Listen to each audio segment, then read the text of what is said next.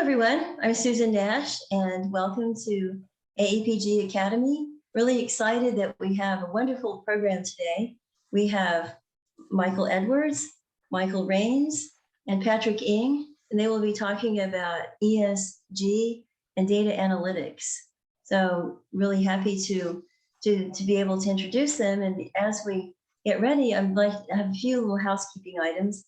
First of all, I'd like to encourage you to either join or renew your AEPG membership. And in doing so, I'd like to encourage you to get ready to vote in the merger decision that will be happening in 2022, the merger with SPE. So for information about that, please go to the AEPG website. It's a very important moment, so I would like to encourage you to continue to be a part of AEPG and to vote. At the same time, I'd like to remind you that after you have this presentation, you will receive an email from me that will have a link to the recording. And so that if you would like to watch it again, that will be available. And so that's an exciting aspect. So we plan to go an hour, but we'll go a little bit over, I think, in case there are some questions. So without going into any more detail, I'd like to welcome Michael Edwards to present. So welcome. Susan, thank you so much. We really do appreciate the audience. I think we're getting a really good wide spread of a global audience here. So it is a pleasure to be here with my esteemed colleagues. That's Michael Rains and Patrick King. And in the way of a format, what we've decided to do is to present three areas related to ESG and emissions and the role of data analytics on accelerating our transition. Each of the presentations will set out the purpose and scope for the discussion, but we have allotted a good portion of our time today to engage you because we recognize this is an evolving area in which you're probably coming here today with some questions for us. So we do encourage you to go ahead and submit your questions as we present online. Susan, I think that's through the chat bar there. If it's not, let us know. And we will be looking at those questions and building those towards the end. We are here again to address those questions revolving around energy transition, but we are wanting to talk a lot more today around on-the-ground activity. So we're recognizing this as a big subject and evolving subject, particularly around the framework and strategy bit. So I'll go ahead and kick off. Yes, ESG is an evolving cross-sector area, which has historical significance for us in our energy sector as well. It's important to recognize that many companies, including those in our sector, have had sustainability reporting for decades. Our current acceleration and trajectory to adopt ESG practices has been influenced by a number of factors worth us noting today. Most importantly, we as a sector need to embrace this increased focus and direction on ESG as the way of the future. Today, we will be giving examples on how a number of organizations are embracing digital technology to progress ESG. This will include demonstrating environmental corporate responsibility while differentiating their assets. Moreover, on that, we will be exploring today the uses of private and public data, including reporting of flaring emissions, water use, permitting, and other sector data for the purposes of ESG screening for activity planning, governments and corporations. Future applications and approaches for AI and machine learning for advancement of ESG will be explored today, and we want to hear your thoughts. There are three major areas you can see on the highlights and summary that we'll be talking about today, which is around connecting data. I know many of you out there are probably already doing this with data efficiency, operational efficiency, connecting with that, with your time-saving focus, but also connecting apps. This is where we'll be talking more on the geolocation services, empowering activity and creativity in this space. We do want to make sure that we recognize that these are enabling major building blocks for a metaverse of collaboration that we believe will accelerate and thrive make us thrive in this energy transition. I'm going to go ahead and move on. In way of introduction, I guess you will see their faces here on the screen. I am here with Mike Raines and Patrick Ng. In a way of an introduction, and this is kind of just giving us a general bio, and I trust that you've seen the detail and you're connected with us on LinkedIn as well. I'm recently retired BP. I've spent over 30 years in the industry, half of which in the service sector and half with an operator. I am acting as an energy industry partnership liaison in a variety of fashions, serve on about four boards, depending on the activity level. I can be up to 6 boards. I do consult on sustainability and ESG strategy, and I'm passionate about technology deployment. That is my background. I've worked in engineering, operations, and technology deployment, which is what I did within BP. And recently developed an industry technology roadmap integrating ESG. I advise corporations on ESG corporate strategies and help organizations integrate ESG into their operational plans for deployment. Mike Raines, with also an operator background, service and consulting, is joining us from Midland, Odessa. Can you imagine? All the way from Midland here. Mike is a leader and passionate about CO2 enhanced oil recovery projects and is serving as a geoscientist consultant with Mars Exploration and Energy LLC. Patrick Ng is also joining us today. He's our partner in Real Core Energy. He is a leader and passionate about his leadership in digital energy transition, exploration apps, and risk analytics. So it's a pretty exciting topic we're going to get from Patrick today, who's with Real Core Reimagining Engineering. So without further ado, I'm going to go ahead and dive in and give some context. This is going to be a high-level context on ESG and why we're growing our attention in this space. ESG does represent 3 broad categories and areas of interest for what we term as socially responsible investors. These are investors who consider it important to incorporate their values and concerns, such as environmental concerns, into their selection of investments instead of simply considering the potential profitability or risk present by the investment opportunity. So I'm going, in the interest of time, going to skip over a couple of things. Why is it evolving? With the socially responsible investors focus today growing, it is useful to understand the few high-level concepts that are coming together within our sector. I am not going to dive into the SASB standards for those that may be concerned, but I trust that you know that there is standards out there and you can dive into this reporting. But these are some of the major themes that we're seeing integrate together.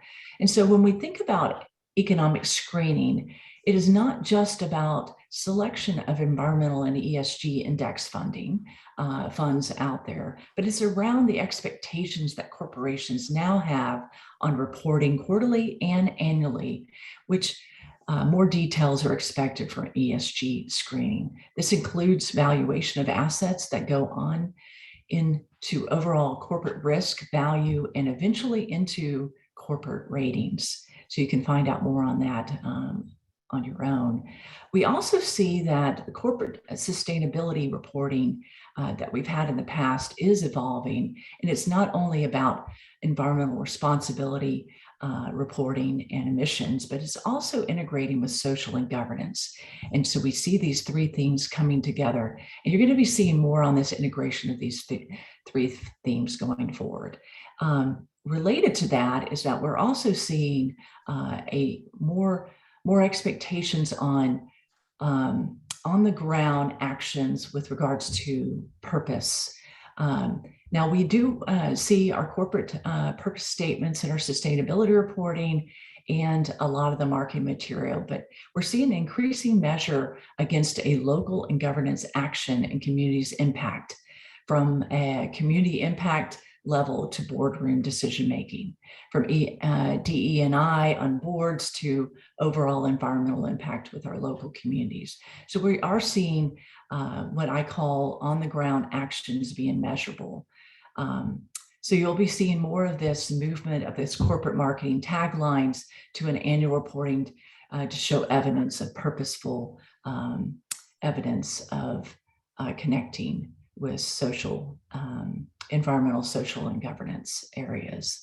So the other part that is being heavily discussed right now is around global purpose and where we should be unifying our standards, our framework. And as you know, the US Congress did issue their expectations and guidelines for corporate reporting here in the US. We also want to recognize the European Commission on their leadership in the area of ESG and environmental sustainability reporting there in Europe. But these are two separate frameworks and guidelines, but we do see a live conversation when it comes to unifying on standards globally for not just accounting purposes, but technically and regulatory reporting. So not least, but last here is our increasing focus around energy investment. We, in the recent, and it was just last month, The Economist had a tag on this, which I thought was quite interesting, where they were showing the huge role of investment in accelerating the transition, citing a shifting of economy from fossil fuels to cleaner fuels, requiring vast reallocation of capital. Looking at 2030, it is expected to be an annual investment moving from its current levels up to 4 trillion. This is about triple the amount of current levels of investment to meet the current commitments that we have. Okay, I'm going to dive a little bit deeper into the environmental, social, and governance just to make sure everybody is on the same page. This was taken off some common language that we had for environmental criteria, and environmental criteria can be used in evaluating any environmental risk at a company level might face and how the company is managing those risks. Environmental criteria may include company energy use, waste, pollution, natural resource conservation, and treatment of community norms. So an example of that might be used in relating to ownership of contaminated land, disposal of hazardous waste, management of toxic emissions, and so forth. So when we think about social, the social responsible investors is what we were talking about.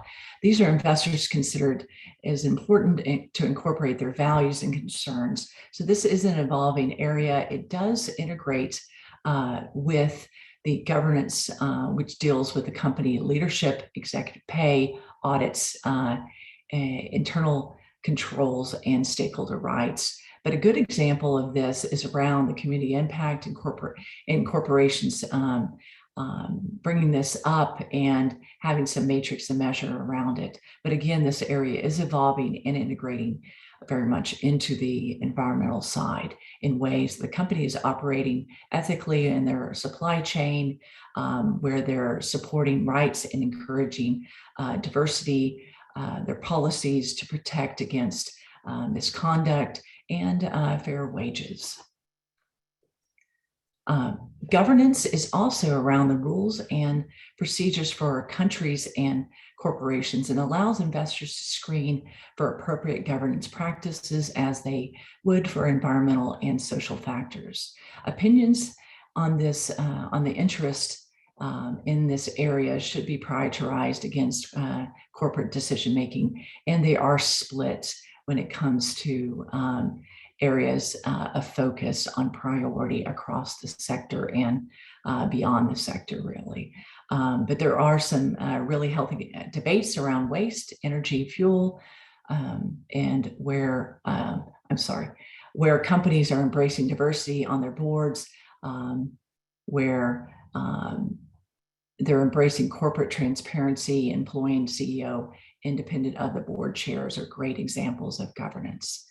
So I'm going to move on. I think we're doing pretty good on timing here. So please let me know if not. I've got a couple more slides here to set the scene on greenhouse gas accounting and carbon emission scopes. So many of you are working in the scope 1, 2, and 3. A lot of debate on scope 3, but with regards to scope 1, this is where we have direct emissions from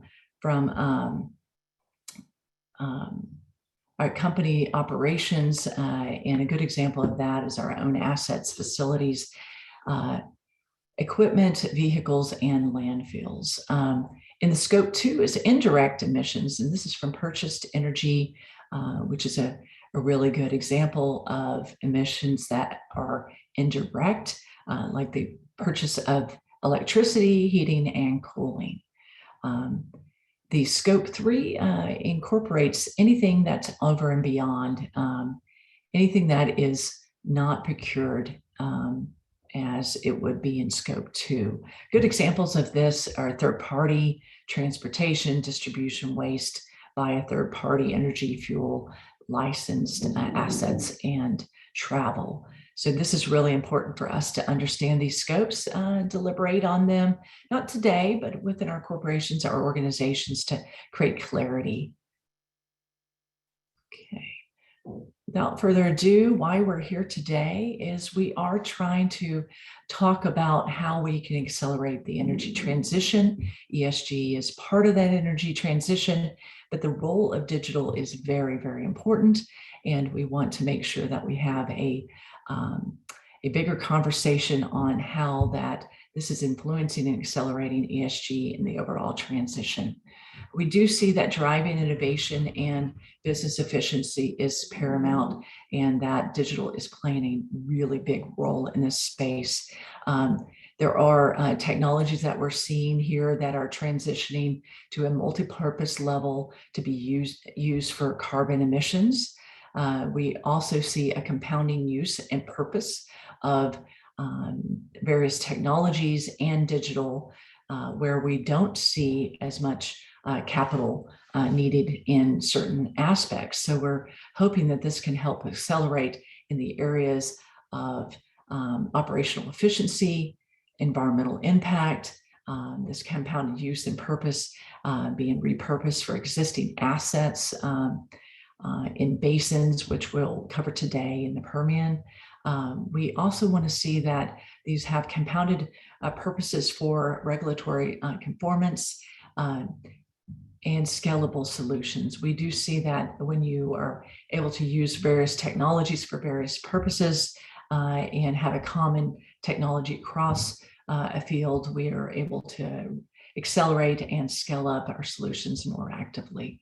But at the end of the day, we are driving to more industry standardization, whether that's technology, rapid deployment of our proof of concept to deployment is playing a big, big role. And the expectations are that we do deploy. So we're going to talk more about that. And I'm going to go ahead and hand over to my esteemed colleague, Michael Rains. And we're going to be talking about how we can address ESG and remain competitive in our business. Thank you, Mike. How are you? Good, thank you. Let's see if I can get my screen to share here.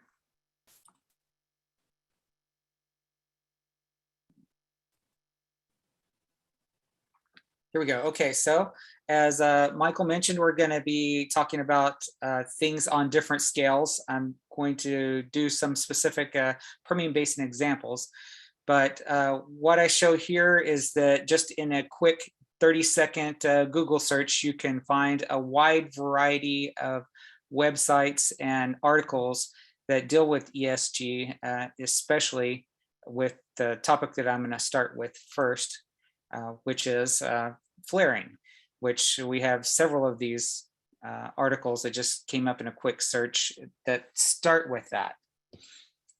So to give you a little bit of background, I'm going to say that the issues aren't just issues, but they are also opportunities. And we'll talk about each of these a little bit with an eye toward the Permian.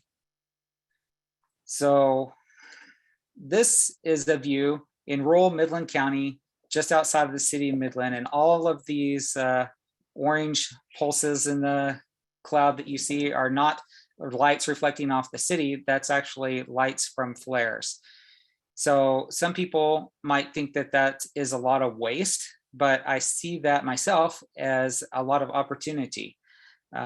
My family's generations are a little bit out of sync. So my grandfather was actually a very young man in the roaring 20s and then became a full-fledged adult in the Depression. That experience left an indelible mark on him, and he passed that down to my father and I. In fact, we still use things that he saved and recovered from his times working in our projects today. And so it's not just something that has to be wasted. There is an opportunity here. Let's talk a little bit about flaring in general. The reason that we have ESG pressures is that flaring is bad in a lot of ways. But if we don't flare, our fields may not be able to produce. In a lot of cases, they can't. We'll look at some stats around Texas and the Permian Basin related to flaring in a second. But the reason is because the flare gas may not be able to fit into a pipeline that's nearby. The gas may not be high enough quality to be in the pipeline system, or there may not be a pipeline available at all, or whatever product that they're producing may not pay for itself for the processing that has to go into getting it into shape to go into the pipeline. So all of these situations result in economic damage, and it's not just to the operator, it's to our number one concern in the oil field, the mineral owners. It's to our fellow partners and the working interest owners, and then it's into everyone else who shares in all the profits that come out of that, the taxing entities. That can be local, school districts, regional, the county itself and the state, and even federal income tax that's associated with all this. So while these flares represent something that might be considered to be a waste, I would say that that is actually an opportunity. It's a resource that can be used. So let's look at how much impact flaring has across the whole state. This data is mostly from the Railroad Commission. They have monthly reports, and you can go look these up by month yourself. So I combined all of 2019 for these. And we are flaring somewhere between 2 and 2.5% of 10 trillion cubic feet annually. So I'm going to just go with the Railroad Commission data because I have a little more granularity on that. And that amount of flare averages out to be about 693 million cubic feet a day. If you assumed that you could get maybe half of the current price for gas, that would be somewhere around $630 million. And so could be even much more than that. Associated with that gas is natural gas liquids, and that's more than $317 million worth of value if you keep those same considerations or assumptions. And on the statewide look, 60% of flare volumes are from oil wells, but only 36% of the total gas produced is from oil wells. That does include, or in addition to that, I should say, there's also the combination of CO2, H2S, and acid gas, which is reported by the Railroad Commission as one item. And that's 225 billion cubic feet in the year, which is about 616 million cubic feet a day, or 2.2% of the total gas produced. We don't have all the breakdown when you go to the smaller levels, to the district area, but we're going to take a look at some approximations for the Permian Basin now. And when I say the Permian Basin, keep in mind that this is only the Texas side of the Permian Basin, not the New Mexico side. and it doesn't include some of the greater Permian Basin areas that I like to lump in myself, such as Val Verde Basin, and it does include a little bit of the Fort Worth Basin.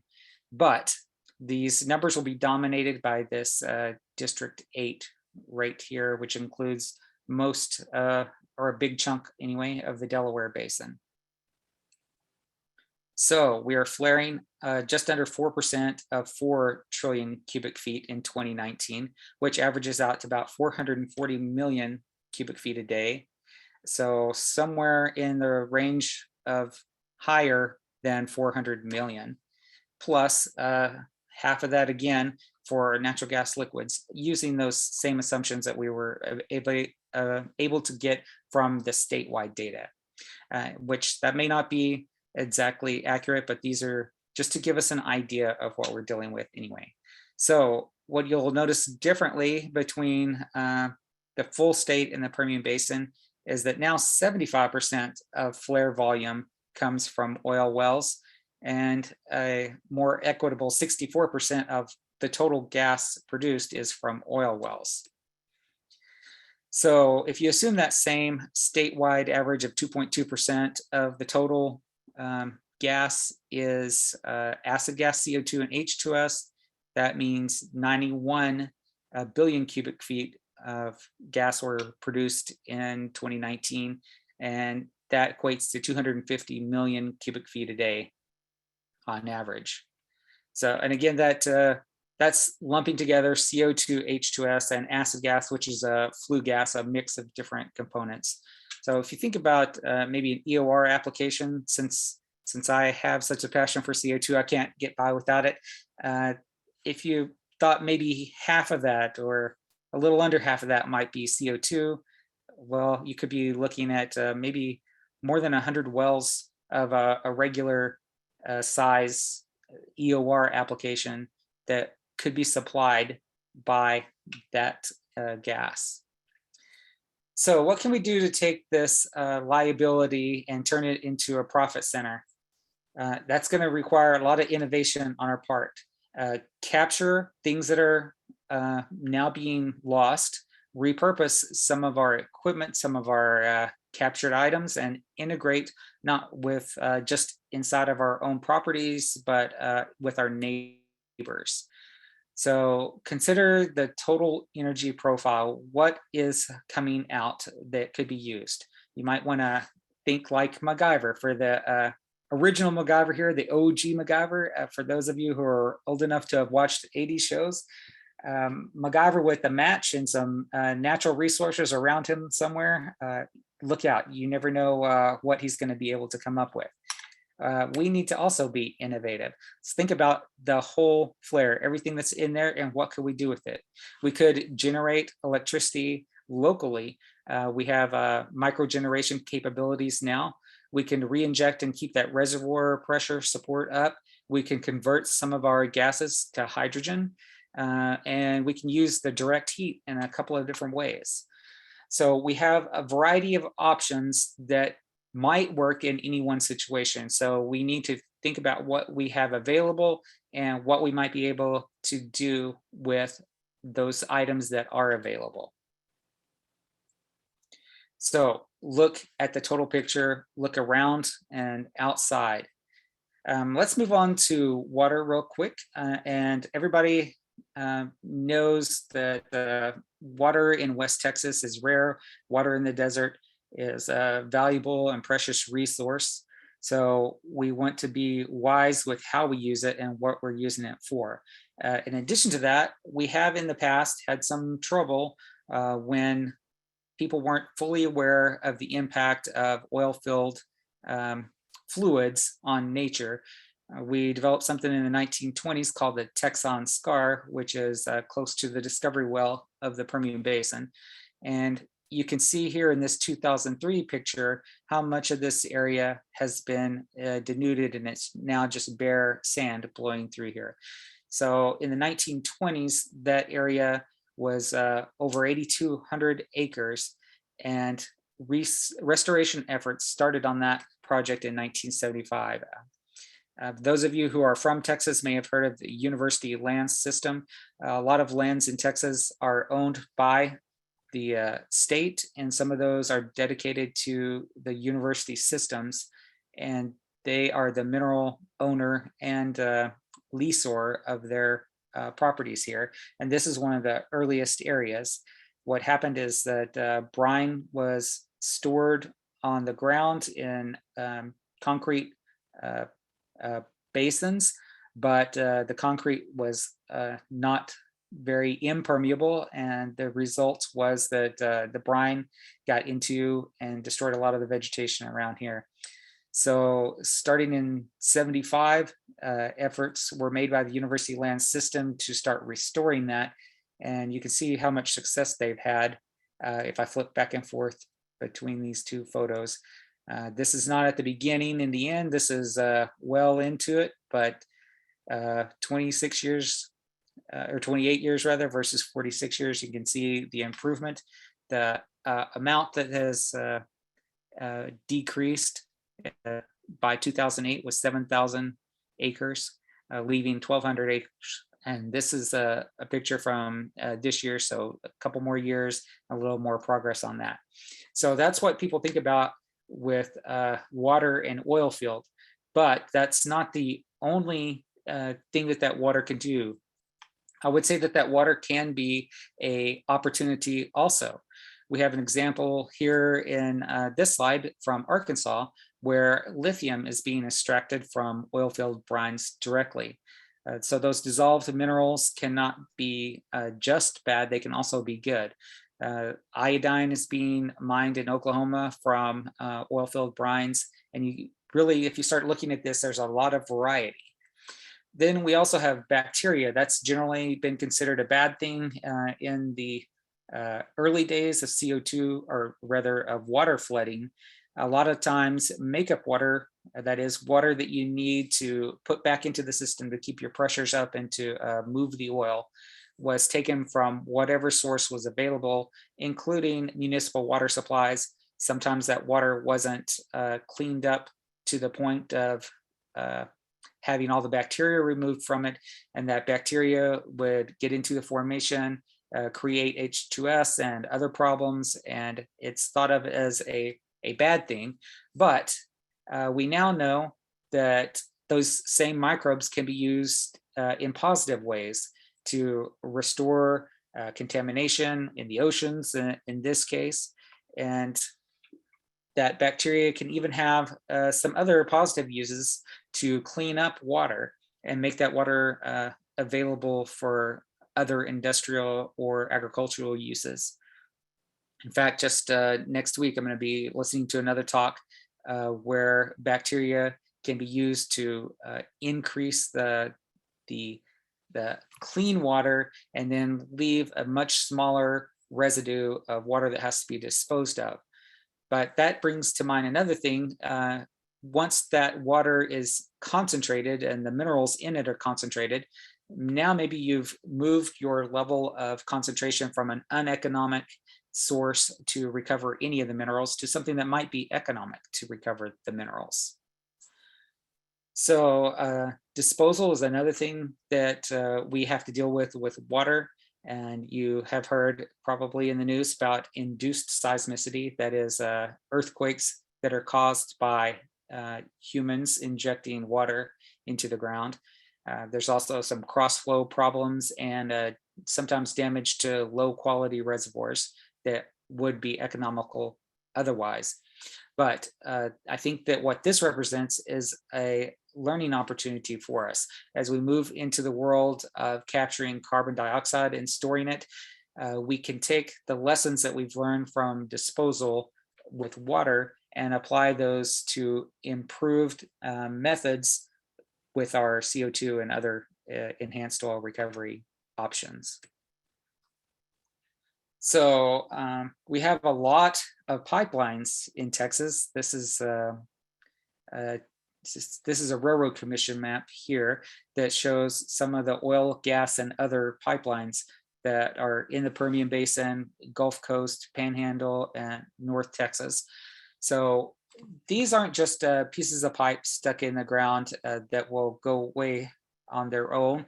These are corridors that can provide us, they currently do provide us with energy access to reliable supplies, and they can be repurposed to provide things like a hydrogen transport line, or maybe they can be converted to water supply. In my particular neighborhood out here in West Texas, water supply is a big issue, and we have some abandoned lines around us. Is it possible that those existing right-of-ways, those existing infrastructure items can be repurposed? That's what I want everyone to start thinking about. What else can we use these for? We also have a lot of wells that either are not in use because they're plugged, they were dry and abandoned wells, or they have been orphaned. And these also are valuable resources that can be used for other applications. They're not just a problem, they are a resource. For example, think about this geothermal map. Generally, where you have the brighter reds, that's a traditional geothermal sort of application, but these moderate areas might have some potential as well.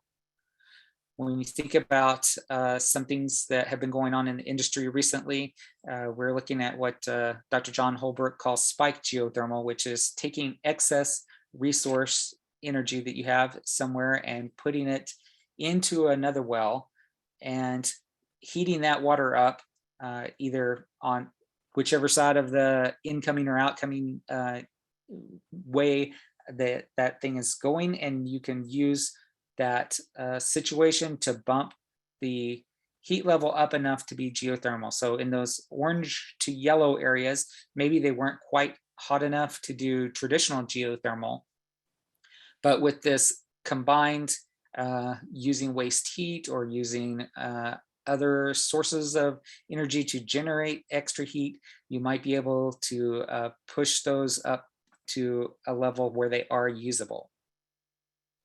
Related to the geothermals, also the earth battery concept, where you can use a couple of different fluids and end up with a system that's continuous and self-renewing. But this again is a traditional geothermal situation where you have a lot of heat. And in a situation where we have the existing infrastructure, perhaps we can use a little bit of a boost to existing infrastructure and not have these horizontal wells and other wells that are great infrastructure into warm formations, and not have those just go to waste, but be able to use those as well. Then we also have other things.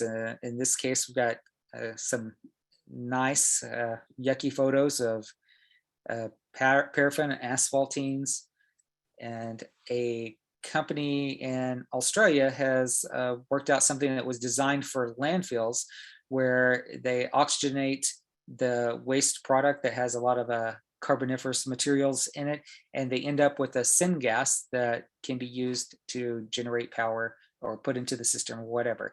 So what if we can take something like that and apply it to all of this? This may not be something that's economic on an individual lease, but it could be something that you can look around your lease and combine with other folks and have enough materials to make something like this viable.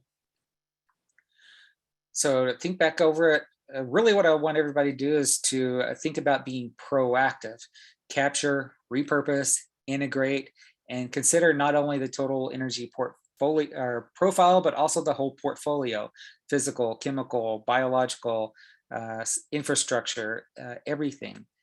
And to do a really good job on that, you need to know your own fields and look outside of your boundaries and see if you can link up with other people. Patrick's going to talk a little bit about Dora, and Dora the Explorer is a good method to remember this, because she is looking around, she's being proactive, she's learning about her area. So the DORA, and I don't want to steal Patrick's thunder, but just to quickly go over digital, optionality, resilience, and agility.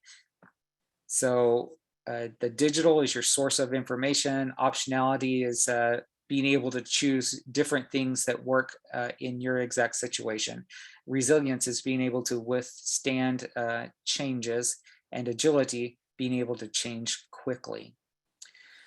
So just keep in mind that some of the things may be uneconomic on an individual basis, but if you start integrating, you may be able to come up with some things where you can use your resources to a more full level.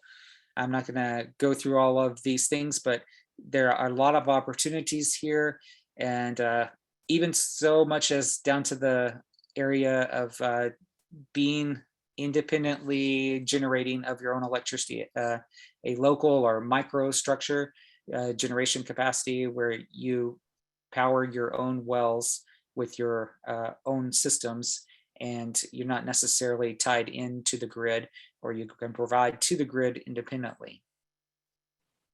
So how do we get to any of these things? Well, what we have to do is connect data in order to find opportunities.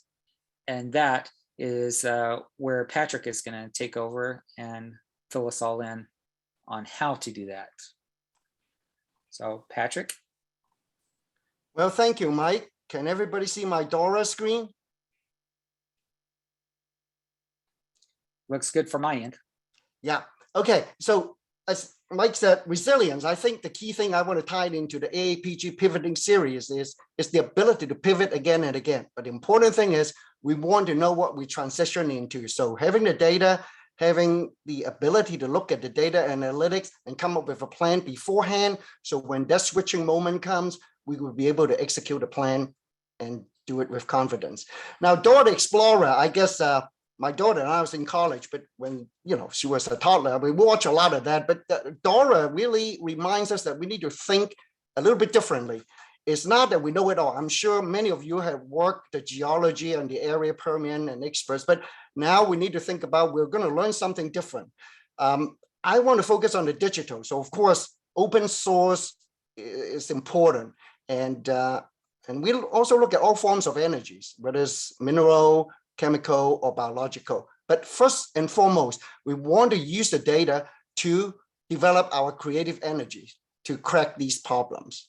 All right. So here comes DORA. And but one thing, the sentiments, I think it changed. So here's a little example showing that over a 4-year period, we were excited. Data was the new oil. And then we will really have unbridled enthusiasm about renewables. And then the carbon storage, and then gas as transition. But recently we realized, hey, we could run into energy shock. Now, energy transition has many parts. So I don't think it's easy to say what exactly is the one thing we do. We might have to take the all of the above approach. So I would say volatility, we should expect it. We're just like the gas prices. But more importantly, for us, I look at as geologists or geoscientists, we do a lot of work. 80% of time, we start with a map, exploring ideas, trying to figure out the pathways or the migration and so forth. And maybe we do some work, come back, and 80% of the time we go back to a map and make some decisions. Where we're going to invest, where we're going to allocate resources to drill the well or build the facilities and make the decision. So that's the motivation. So these apps, I think in the chat box, I kind of gave reference to the apps that we're going to go through, just mentioned here. But the first thing I want to do is a Google search. You can find a lot of stuff. So this is the same thing, but it's the search starting with a map. A GeoSearch start with a single point and click on a map, and you'll be able to kind of within, let's say here, for example, it's a 5-kilometer or 3-mile radius. Within that, the kind of information we're going to come together. So we'll talk about the different kind of information. But first and foremost, I want to kind of point out what's the motivation. Well, I used to do a lot of project economic analysis. And yeah, every time you go to get the data, even some of those from subscription, or you go to the public domain, you gather easily 2 or 3 days, you get everything organized, from extract the data to analytics, do something useful, analyze. Now, to me, if you do it once in a while, that's okay. But, if you do it, let's say once a week, 48, 72 hours, it's over about 3,000 hours. To me, that's the creative energy deficit. So I would rather turn that into the plus column. It's the reserve. I'm going to add the creative energy. So make it easier, maybe come together with other people. We can solve some really difficult problems, like repurpose, or rejuvenate assets in the energy transition. So let's maybe go step by step. So the key thing is that single click in an area of interest, and then we can pull up some information. So let's think about flaring. Now, in the public domain, it's a great site. You go to Flaring Monitor, you can see it is based on satellite data. So it's kind of continuous monitoring based on the satellite data, infrared measurement. They can infer these clusters and then the volume of flare gas. The particular apps that you go to, you can, same thing, you click on an area again within a 5-kilometer radius or 3-mile radius. You can see using the same data, but a different view, particularly some of the operators who report the most in the area. And in addition, some other things like the cumulative flare volume, whereas here you would be looking at more a snapshot. So it kind of gives you a complementary view. So now start thinking, if I in an area with a lot of flare energy, what can I do? So that's what Mike said. Now we're going to drill down, just an example. I want to look at within the same area, the same 3-mile radius, what are some of the wells in there? Can I be even thinking about them? All right. So let's just say we go the same area. Now, just bear with me. These are 3 different apps. They are connecting data, but for a very specific purpose, called a special purpose app. It's just like the last one was only for flaring. So people want interest in flaring, go in quickly, identify who has the most flare and what kind of volume we're talking about. This one focus on the shale production data. So you could go there and again, quickly identify. Now I like just say Permian, we call stack pays in different zones, there are about 6 of those producing oil and gas, like Oreos, really tasty, right? So these are the areas that we certainly like to look at. Hey, like the picture that Mike shows from Dr. John Holbrook, we want to reuse shale wells because there are many of them, but also the current. Some of them, might still be producing. So we don't have to worry so much about well integrity if we're at a point where we might switch them to something different. Okay, so now, we got the flare energy, sky, eye in the sky. Now we can drill down to within the same area, subsurface. How many of these formations are there that might be potential? Okay, Dr. Holbrook was a proponent of Earth battery, which I think is going to be exciting. And in fact, geothermal has the ability to scale, not just in Permian, but globally. But let's start small. So there's another app, right? Let's say this one, again, the same thing but again, special purpose app, it focused just on the temperature profile. But again, I'd like to know within the same area of interest, the 3-mile circle radius, well, what kind of temperature profile? Now, if you go to USGS, you can find temperature profile, something like this for the entire state of Texas or for the entire state of Louisiana. But what we want, as we referred earlier, the climate issue, energy transition is global. But when we can bring it down to local level, that's something we can act on, and perhaps bit by bit, just like many complex problem, we can peel off one at a time and be able to make progress. So this is the kind of way of thinking. So this special purpose app focus on, yes, the energy profile data. In fact, is the one that curated by SMU. So what we can show you is that, hey, in the same area where we've been looking at, some of the temperature can reach about 300 to 350 degrees Fahrenheit. Well, just think about temperature. Just for example, if you like sauna, you see in this particular area, you go down about 8,000 feet, you can really get the treatment of sauna. That's about 200 degrees Fahrenheit. So, but you're not going to be able to stay there too long. It's like 20-minute max, so don't hurt yourself. Now, what you want to look at is that, are these temperatures adequate or close enough to think about reconfigure the wells in these areas so that we can do something useful and get it into more a self-sufficient earth battery. So as far as the earth battery, Dr. Holbrook kind of point out 150 degrees Celsius or 300 degrees Fahrenheit is kind of the minimum threshold. But hey, if you're 250 Fahrenheit, look, we have flare gas energy. We can use to spike the thing. And based on some of the numerical modeling that was done, after about 100 cycles, that means about 100 days, then you can get pretty much a 90% efficiency. So the idea is, again, to look at the right area with the right combination of SS, flare volume energy, and the temperature profile. Now, so this on the right-hand side is connecting data for one special purpose app. Working with Mike, he was asking, well, I want to quickly look at what are the wells in the area in those depths. Are they one or two or quite a number of wells? What would be opportunity? How large is that available candidates?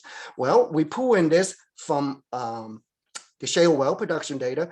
Again, first, let's look at, it shows the depth and it shows the basically histogram, the number of wells available. So, you know, within those 10,000, 12,000 feet, you're looking over here, there are a lot of wells. Now, the thing I'd just like to point out is that to do that, it's without impacting, you know, more data set, it takes more time to retrieve.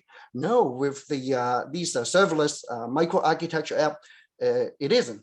The reason is, if we organize the data, geohashed them, basically geocoded these data set, that as far as, you know, when you use your phone, you find your friends, your spouse, your kids, that's geolocation. But behind it is really they geocode the latitude, longitude information of whoever holds a cell phone, if you're following them. But this is, we just do the same thing, geocode the latitude, longitude information of the data that we have. So if I geohash those separate data sets, they don't have to be in one giant relational database. They just can be wherever they are in the cloud, and then you can use the asynchronous call to fetch for them when you need them. So I think it gives us a way to think about quickly. We can bring data of different categories together to maybe fit for purpose analysis for, in this case, earth battery. But if for critical minerals, yes, we also have GeoHash, the USGS minerals data. We can bring it in if it adds the extra consideration. So again, it adds the flexibility. And for geologists, I think it's really natural, because you're going to look at all these different pieces of information and try to come up together with the next play concept. So I think it fits very naturally in what geologists do. In a nutshell, what we're talking about is really the playing 3D tic-tac-toe. We have to have the sufficient, the flaring, the volume, and existing shale wells that we can maybe reuse from current production. And for the earth battery, we really need to understand the flow rate and the capacity. So capacity, you can say, hey, we can use the estimated ultimate recovery of these wells. That's just a first pass. You know, how many barrels, you know, produce, but that gives you a capacity. If I put something in there, how much I can stick it back into the ground, right? Many projects, we come with some big word for science. So I guess over here, we're really talking about enthalpy. I hope I pronounce it correctly. Basically, it's the product of pressure and volume. And the key to finding the sweet spots is finding the places in that enthalpy in that space, that would make sense. Again, if we have flare energy nearby, we have more flexibility. We can use the spiking heat at the beginning to get it into the temperature we need for this fluid, whether it's water, the working fluid, or CO2. Now, let me also point out the data analytic that I call strong data analytic is the way that we work the data so that we can use the power prudent decision making. So again, from the view share wells, you can get this kind of analytic for operations or for just quick check what the capacity is the estimated ultimate recover volume. And this is the horizontal axis, the length of the laterals. Yes, there's some correlation, which is good. But more importantly, as we work in the oil and gas projects, in addition to the spatial information, we also have the production profile, which is like a time series. First, let's point out interesting thing. This is a quantile view. So among the group of wells, there is the P10, P80, whatever, all the way to P10. But I mean P90. But if you look at the mean, which one thing you take away is don't just count on the average, because if you use the average in this particular situation, you get a very rosy picture of what the type production curve might be. And it's necessary, but you should really look at I would call this the spread or the variance. Is intrinsic volatility in this area, whether it's related to the geology or the way you operate, the length of the lateral and fragging volume. Anyway, so that's very important to understand that. But for the purpose of thinking about repurpose oil and gas shale wells for earth battery, the one thing we want to look at is the economic half-life, which is, hey, where is it? The switch point, is it after 50 months? Is it after maybe 20 months? And where does it make sense? So this is where I think my thought is that learning with machine beats machine learning alone. By that, I mean, like here, we got geospatial data, we got the time series. Really, it's the perfect setup for the kind of deep learning. Some people call it as a generative adversarial network. Well, it's kind of a complicated word, but if you remember a few years back, DeepMind Technologies, they developed this algorithm, AlphaGo, that beat the world champion on Go. But what if basically it does a lot of simulation, like playing chess. And I think what we're talking about repurpose these oil and gas well where we have sufficient flare volume and push it in the right depth or the temperature profile to make earth battery work. Yes, all these are moving parts, but it's through the simulation and in a systematic way, then we can certainly find these optimal switch points. So just keep that in mind. It's simulation, but also combined with the machine learning and the GANs, right? So let's come back. Again, sometimes just like geologists, you have some idea, you put together, you want to go back, does that prospect really hold up against more scrutiny? So let's just take Midland Air and Spaceport. So here's a satellite view, within the same 3-mile radius. Yes, there are a lot of oil and gas assets. But are we going to win? Are we going to make that work? And can it be a trifecta? Well, first of all, about 3 weeks ago, I saw something really interesting. The picture I took was from the Dubai International Air Show. On the lower left is an Israeli company. They have a 9-passenger E-jet, great for private use or quick trip. Then Rolls-Royce show, it has now the world's fastest record for an E-plane. But what caught my eyes, and along the same idea of repurposed shale wells, is the right electronic. They don't work on plane, but they develop electric jet engines, so they can retrofit it, like for example here, to a British Aerospace 100-passenger plane. So if you keep this in mind, this would be the opportunity to say maybe a few years down the road, the rejuvenate the economy, regional travel, so that, you know, from Midland, you can go down a short hop into SpaceX, the launch pad for those space tourists that you might come in Midland for a little hour and hour, for example, and from here to any of the Midwest cities. Just a thought, but at least you can start with that and work through and see if the economics hold out. But again, we're not going to get single well, but maybe, you know, a group of these assets, you know, switch over from production to be the Earth battery geothermal set. So just what's the right time and so forth. But one thing is, now I want to point out why I love open source software. You know, we're using Google Map so that if you remember the street view, you can actually, even you have an idea, you can do some low carbon due diligence, preliminary due diligence. We try to go around the Midland Airport and go around these area and see, hey, just from a street level, are these facilities well maintained? Of course they are here. So main thing is quick look, no driving, don't have to fly over there, but you can get a feel. More importantly, if you see the broken pipes or rusted barrels, you know, you should expect some well integrity issue. Okay, so this is just a way to say, hey, you know, open source software, we get more bang for the buck. Now, that comes into, so we connect the data, connect the app, we have more creativity because we don't have to spend so much time downloading data and getting it just to the analysis. So let's think about how we prepare ourselves going to Metaverse. Now, you know, I don't know if that's really the future of the internet. Facebook seems to think so, but I think the Metaverse can come faster than we think.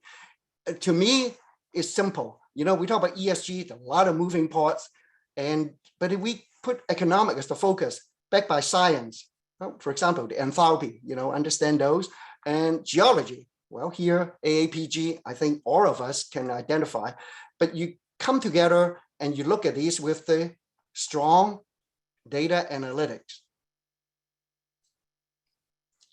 And then you can start thinking, wow, you know, what if, well, that's part of the simulation.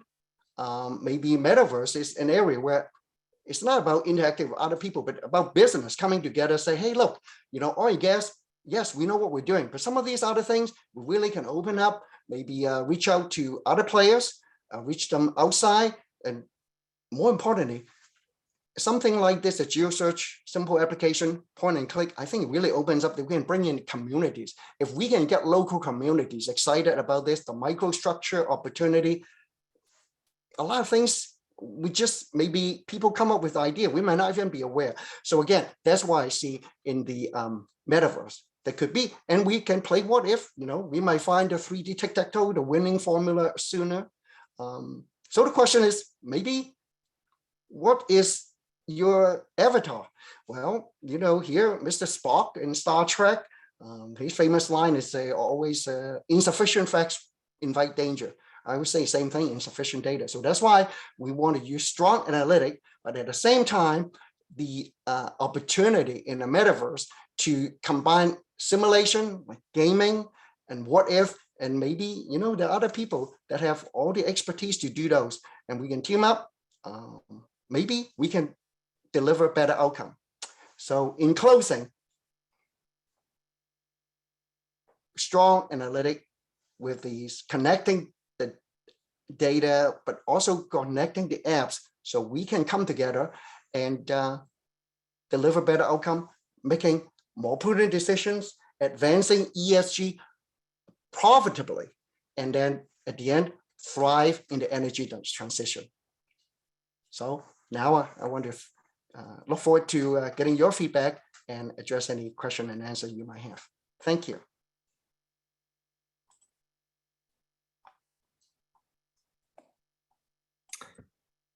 So Susan, okay, excellent. Thank you.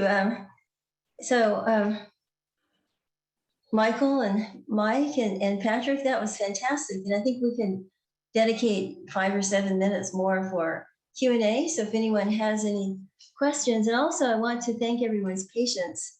Somehow a gremlin got in and locked the locked the webinar. And so I did some investigation, and that gremlin was me.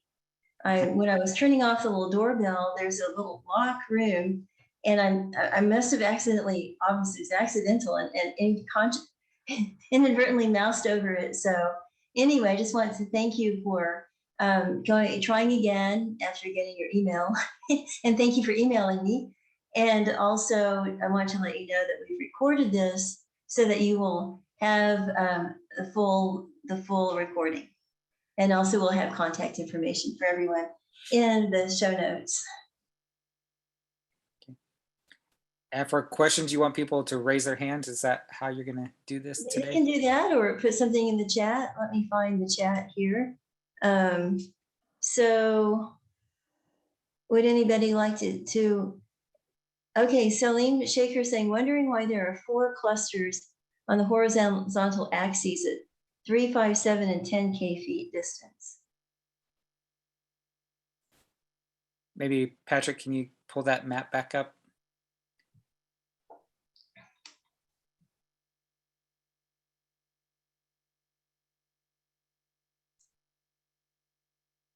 Is this the whose question was that? Maybe we can ask them. Salim, maybe you could open up your microphone and turn on your camera and ask. Yeah, Okay. Patrick, this is me, Salim. I see 3 clusters or 4 clusters here. You got EOR on the vertical axis, you got on the horizontal length, you got a 3,000 feet, 5, probably between 6 and 8, say like 7, and you have the 10. You got 4 clusters. I don't know what's the reason for that. I mean, is any justification for that? Well, I would just make my guess. A lot of times you see when people were doing this different time period as well. And I see what my neighbors do, and I'll try that. So that might be one reason. Formation breaks. You got to keep in mind, this is a small area, only 3 miles across. That's a good possibility. Well, thank you for answering my question. Appreciate it. You're welcome. You don't want to see my face again. Okay, let me turn off. Turn You off look my great. video. Okay, let's look at the chat again. Okay, so we have, oops. Oh. Well, Popped up for me on the side now without me doing anything. that's funny. I don't understand that. And today I'm just like a wonderful gremlin. Okay, so I have a question. I don't see this in the chat. So we see different types of subsurface energy storage. Geothermal is one, but there are other types. Can you talk about some of those new types of energy storage? Who wants to take that one? Michael, do you want to shot at that one? I actually prefer it come from you, being that you're Permian Basin, actually. These just different views around the world. But yeah, generally, technically, there are other uses, but permitting is challenging in some states, even here in the US, with certain storages. So yeah, Mike, can you technically share with, because I think that's where she's coming from. Yeah, just different kinds. I mean, we like CCUS, et cetera, has been considered potential for storage, energy storage. Yes, and something as simple as storing pressure and releasing that when you need it is also a mechanical application of the same idea. And of course the heat, which we've already talked about. Let's see. Those are the ones that come to mind right off the bat for me. I'm sure you've seen some too, though, Susan. What have you noticed? I have. I mean, I've seen people talk about using earth battery as just essentially storing the not just heat and not just pressure, but Carbon also dioxide, yes. yes, Sorry, carbon dioxide, yeah. Exactly, CO2, exactly that, and obviously there's methane, but then also just actually storing charge. Oh, well, that's true. I forgot about that. Yeah. Which not everything is applicable everywhere, but I mean, that's really the point, is to be able to look at your own area and be able to connect data and find out what is applicable for you, something that you might be able to use that I could not in the Permian Basin, or that your neighbor 2 counties away could not use because of their exact situation. Well, what I like Exactly. to explore, at least that when we talk about geothermal, for example, a lot of people are thinking of Iceland, some of these deep, hard rock, serious new development. I kind of think of it as like deep water versus onshore.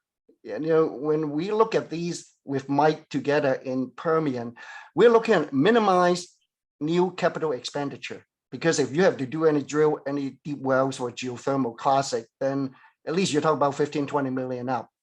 Now, geothermal typically has a long life. So if we can start looking at identified projects, maybe develop as much possible on-site use of energy, then it's like taking a small step. You know, these are risky things, but if we can demonstrate taking small step, making good progress economically, then I think it really would establish a greater pathway to the bigger picture.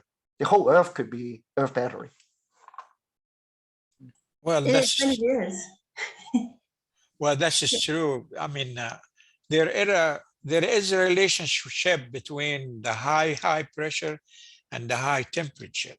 So if we not just concentrate on the Permian Basin, if we go further down to the coast area and we tap some of the very high pressure wells, they do have really good, I said, water reservoir, hot water reservoir. Some of the high pressure zones, the temperature there is 300 Fahrenheit, 325. So this is probably we need to keep in mind, not just the Permian. So we need to expand a little bit out of the Permian, because I have seen 2 or 3 presentations and everybody is talking about the Permian. So let's expand a little bit out. That will be, maybe that's what I'm thinking. I don't know. You have a good point. And John Holbrook has talked about the Earth battery concept. He's talked about South Texas and the Gulf Coast, mainly because of the high gradient, temperature gradient. Right. And yeah. So he's talked about that for geothermal, but I think we need to start thinking about even more dramatic things about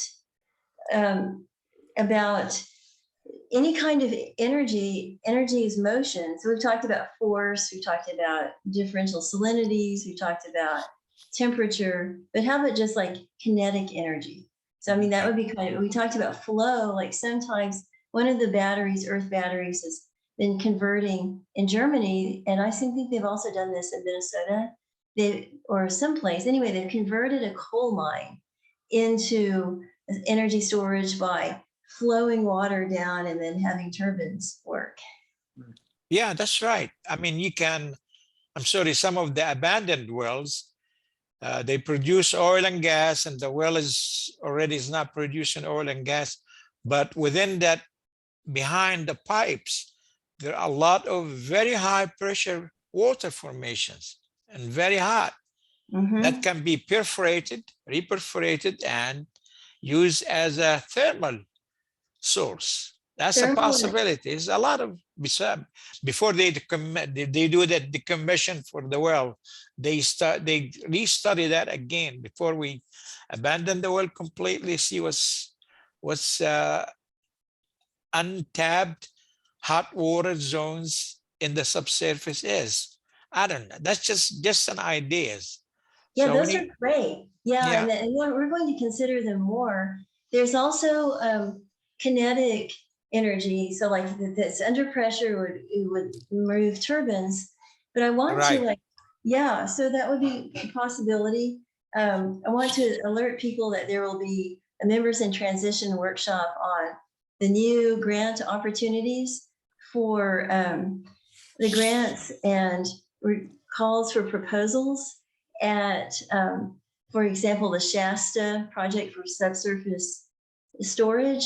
That's coming up is about $6-7 million until 2023, and people can apply for. Yeah. So that will be December 9th, and I'll send a note so it'll tell you how to apply and how to write the grants. Well, what you see on the screen, if you take a look, is the temperature profile along the Gulf Coast. It's south of San Antonio. Yes, Right. you get up to 400 degrees. Right. Oh, good. 350 at 14,000 feet. This is great. If you, Super impressive. The downside is there's some little H2S issues sometimes. right. Anyway, I'm going to have to have a hard stop. People are calling me because I'm supposed to be logging into a different webinar. So I guess I'll just have to abruptly stop here, but I hate to do it because we're having such a great discussion. I'd like to encourage everyone to continue and to be in touch with Michael and Mike and Patrick, and you'll be getting an email with links and also contact information. Great. Thank you so thank much. you. Yeah, thank you. Bye. Thank you. Thank Thank you. Michael. Thank you, Patrick. Thank you, everyone. Thank you, Mike. Patrick. You're welcome, Thanks. Salim. I appreciate Bye-bye. it. Bye. Bye. Lots of compliments coming in. Thank you.